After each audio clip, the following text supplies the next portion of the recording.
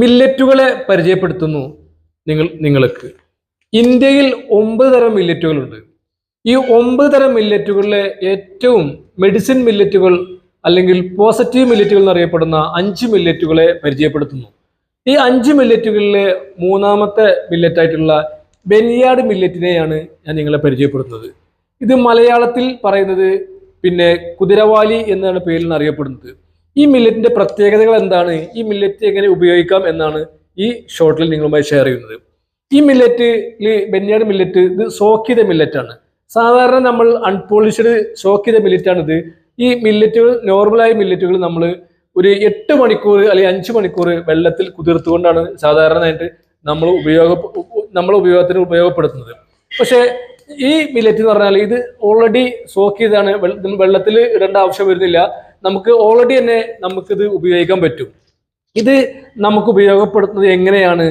നമ്മുടെ ജീവിതശൈലി രോഗങ്ങൾ, അതുപോലെ തന്നെ അമിതമായിട്ടുള്ള കൊളസ്ട്രോള്, അമിതമായിട്ടുള്ള വണ്ണം, ഇത്തരത്തിലുള്ള ജീവിതശൈലി പ്രശ്നങ്ങൾക്ക് വളരെ ഉത്തമമായിട്ടുള്ള ഈ പോസിറ്റീവ് മില്ലറ്റുകളിലെ ഏറ്റവും പ്രധാനപ്പെട്ട മൂന്നാമത്തെ മില്ലറ്റാണ് ഈ ബെനിയാഡ് മില്ലറ്റ്. ഇത് സാധാരണ നമുക്കറിയാൻ പറ്റും, ഇത് പോളിഷ്ഡ് അല്ല. സാധാരണ മില്ലറ്റുകൾ നമ്മൾ ഷോപ്പിൽ കിട്ടുന്ന മില്ലറ്റുകൾ പോളിഷ്ഡ് ആയിരിക്കും. അതൊരു വെള്ള കളറായിരിക്കും. അതിന് പോഷകങ്ങൾ കുറവായിരിക്കും. ഷോപ്പുകാർക്ക് മെച്ചാണ്. പക്ഷെ നമ്മുടെ ഡോക്ടർമാർ നമുക്ക് സജസ്റ്റ് ചെയ്ത് പറഞ്ഞു തരുന്ന മില്ലറ്റുകളാണ് പോസിറ്റീവ് മില്ലറ്റുകളിലെ അൺപോളിഷ്ഡ് മില്ലറ്റുകൾ. അഥവാ ഈ തവിടാണ് നമ്മുടെ ഫൈബർ കണ്ടന്റ് കൂടുതലുള്ളത് കൊണ്ട് തന്നെ നമുക്ക് ഗട്ട് പ്രശ്നങ്ങൾക്ക്, അതുപോലെ തന്നെ വയറു സംബന്ധമായ പ്രശ്നങ്ങൾക്കൊക്കെ വലിയ പരിഹാരമാണ് ഈ അൺപോളിഷ്ഡ് മില്ലറ്റ്. ഇതാണ് നമ്മൾ ഉപയോഗപ്പെടുത്തേണ്ട മെഡിസിൻ മില്ലറ്റുകൾ.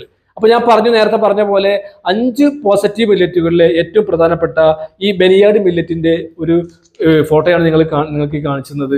ഇതാണ് നമ്മൾ ഉപയോഗപ്പെടുത്തേണ്ടത്. ഇത് നമ്മൾ കുക്കറിൽ ഉപയോഗിക്കുമ്പോൾ ഒരു 2 വിസിൽ ഉപയോഗപ്പെടുത്തിക്കൊണ്ട് അതിൻ്റെ കൂടെ കുറച്ച് നല്ല ജീരകവും തേങ്ങയും ഉപയോഗപ്പെടുത്തുകയാണെങ്കിൽ നമുക്ക് കിട്ടുന്ന റിസൾട്ട് വളരെ വലുതായിരിക്കും.